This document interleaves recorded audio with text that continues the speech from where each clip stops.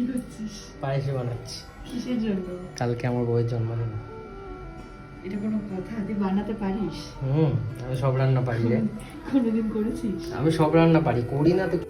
খাওয়া যাবে তো? দেখ না, চাটবি আঙ্গুল।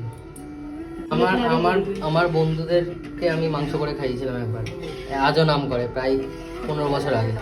আজও নাম সেই করে। বন্ধুরা দেখে থাকো তুমি একটু প্লিজ কমেন্ট করো কেমন খাইয়েছে, কিন্তু বেঁচে আছে কিনা দেখতে ইচ্ছে করছে। অরিজিৎ, ভাটু, তারপর অঙ্কন, সবাই একটু কমেন্ট করে দিস। দেখ দেখ কালারটা কি বেরিয়েছে। না সত্যি ভালো হয়েছে। এবার টেস্ট করে সুমনা তোমাদের জানাবে কেমন লাগে।